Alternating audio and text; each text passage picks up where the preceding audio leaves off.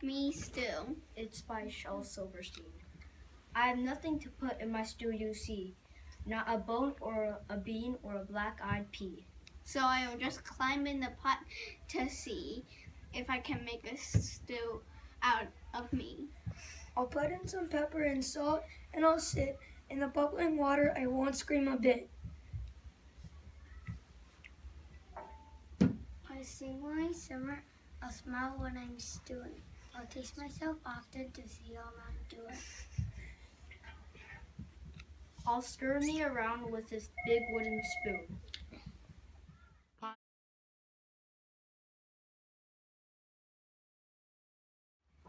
Hello, we're presenting to you If You're Not Here, Please Raise Your Hand by Brian Cariff. Good morning, class. I'm glad to see we're all awake except for me. If you're not here, please raise your hand. I'll explain if you understand. Now down to the gym for math, geography, science too. Complete your assignments after they're due. Now down to the gym for a special game of hot dogs, pizza, and chicken chow mein. Then back to the finish of the mural on the walls. Paint the trees with your basketballs. Your spelling test is Saturday night. Make sure to bring a good appetite. And wait for lunch. And for lunch you may eat your saxophones while I sleep in the classroom all alone.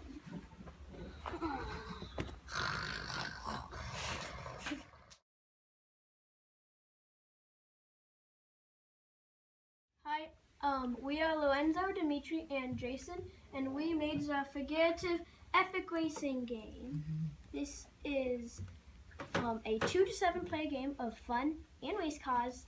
This is the directions. Making the game / setup. 1. Shuffle the cards. 2. Pick a card and put it on the starting line. 3. Put the cards in the place where it says cards. Playing the game. Each person has a card. You roll 2 dice and go that many spaces. You might pick a card and you might not. If you land on the whoosh square, you move up 6 squares. Number 5. The game is over when one player completes 4 laps. Number 6. Follow the space. Number 7. If you land on a question where there are 2 paths, if you get the question correct, you go the short way. If you land on a space that has only 1 path, you get the question wrong and you don't move and lose your next turn. If you get the question right, you move up 1 space. Number 8. If you roll the dice and they land on the same number, you go again. If it happens 3 times in a row, you lose a turn.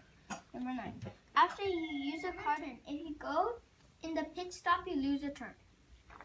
Major rules. No whining / fighting / crying. Be fair and have fun. So, in the game, basically, like we said, you choose a car, start at the start, and then you go around. Yeah.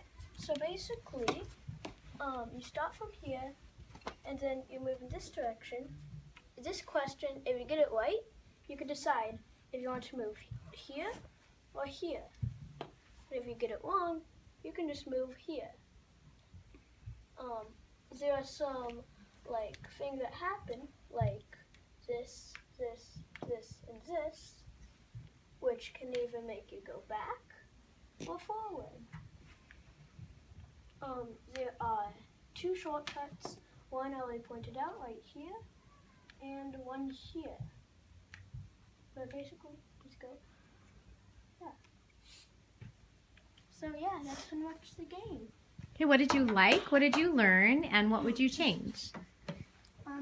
I liked when we have when we have some questions that we can answer and we can learn a few things from them. What we learned is that maybe idiom might be pretty like maybe might be like the hardest because like you're like not meaning it,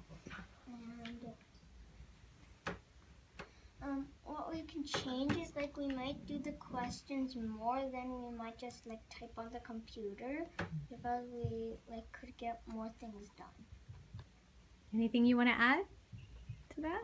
And this is where you put the cards and And a special Q1 card goes here, which is on the top of the deck. Dimitri, did you want to add something? Anything else, boys?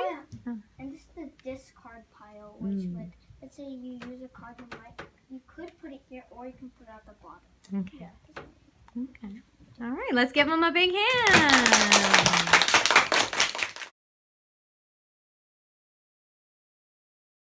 I am doing my biography on Alexander Hamilton.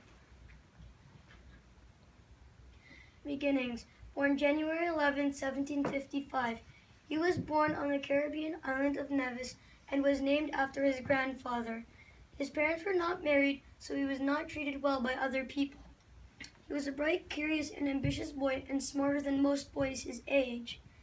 He came to the American colonies when he was 18 in 1773 as a poor immigrant and managed to go to King's College, which is now called Columbia University in New York City, which is where my mom went.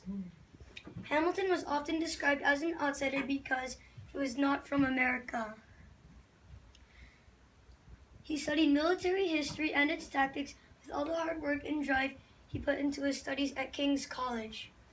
He was one of General George Washington's favorites. For the end of 1775, Alexander was busy writing revolutionary essays for the New York newspaper. He was commissioned by McDougall to be Captain Alexander Hamilton of the New York Provincial Company of Artillery.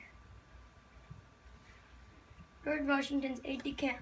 An aide-de-camp is a military officer acting as a confidential assistant to a senior officer. He became very close to George Washington when he became his aide-de-camp. Battle of Yorktown. Hamilton helped General George Washington defeat the British and win the Battle of Yorktown. The British Army surrendered at Yorktown and the American Revolution ended shortly after this important battle. And this is a picture of him as a soldier. Marriage, personal life, and attorney. He married Elizabeth Schuyler. He was marrying into a family with money because he was poor as a child. Hamilton said that he would lead a quiet life, but he didn't. His first son was born on January 22, 1782, and he named him Philip after Elizabeth's father. He had 8 children. He had a successful practice as an attorney, even though he was sometimes criticized for the people he defended. Statesman, the U.S. Constitution, and famous New Yorker. Hamilton was an immigrant, so he had strong objections to any requirement that members of Congress had to be native-born. He went so far as to write a 6,000-word letter proposing his ideas to members of Congress. He represented New York as a statesman and also became a tax receiver for New York. He was a strong defender of the U.S. Constitution and supported it, even though it was really unpopular. He asked James Madison and John Jay to write a series of essays along with him. There were 85 essays in all, 5 by John Jay, who got sick and had to stop writing, 29 by Madison, and 51 by Hamilton, defending the U.S. Constitution. When it came time to sign the United States Constitution, only his name appears representing New York State. He was so popular in New York that people were planning on renaming New York Hamiltoniana. First Secretary of Treasury. When Washington became our first president, he asked Hamilton to be the first Secretary of Treasury. He created our banking system. He created the dime, the penny, and the half penny. They don't make half pennies anymore. He started the U.S. Mint. The U.S. Mint is an organization that creates our money. And his face is on the $10 bill and still is. Pictures of the coins he created, such as the dime, the penny, and the half penny. I couldn't find a picture of the back of the half penny. And this is a picture of the $10 bill. Alexander's oldest son dies in a duel. Duels were used to solve conflicts between people. A duel is where each person has a gun and they are facing in opposite directions. Each takes 10 steps forward, turns around, and tries to be the first to shoot the opponent. Most duels end before they start because of an agreement made, and they don't end in death. A duel is really about if you were brave enough to show up or not. Hamilton was disturbed when he heard Philip, his oldest and favorite son, had to duel to protect his reputation. Hamilton was strongly against dueling, although he had been involved in duels 6 times. But here was his 19-year-old son dueling. He told Philip to waste his shot in the hopes of ending the matter with honor and without bloodshed. Philip held his fire, but Eager, his opponent, didn't, and Philip was mortally wounded and then died soon after. The famous duel. Hamilton and Aaron Burr, another founding father of our country, had been political enemies for more than 15 years. Hamilton did not support Burr when he ran for president, and this made Burr angry. Angry about losing, Burr asked Hamilton to list all the bad things he said about him, but Hamilton would not do it, so Burr challenged Hamilton to a duel. Hamilton and Aaron Burr had the most famous duel in history.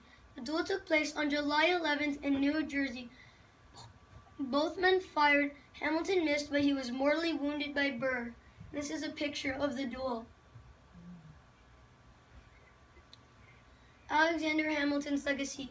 His funeral was the largest funeral in New York up until that time. Alexander Hamilton was 49 years old when he died on July 12, 1804.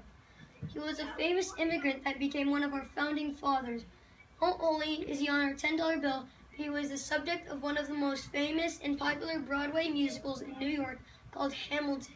And this is a picture of the stage. How could anyone have thought that Alexander Hamilton was an outsider?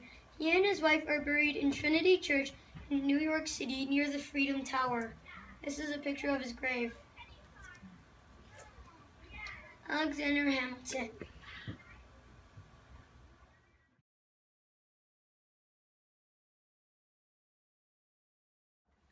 Someone shouts in Annie's ear, but what they're saying she can't hear. Buzzers buzz and schoolbells ring. Annie doesn't hear a thing. Friends can jostle, tug, and pinch. Annie doesn't move an inch. Ooh, here comes a big black bug. Annie does not even shrug. Fire! Earthquake! Runaway bus! She remains oblivious. Until at last, from far away look, Annie smiles and shuts her book. I believe I have improved looking at the audience more while I'm presenting, and I still wish to work on being less nervous whenever I'm presenting.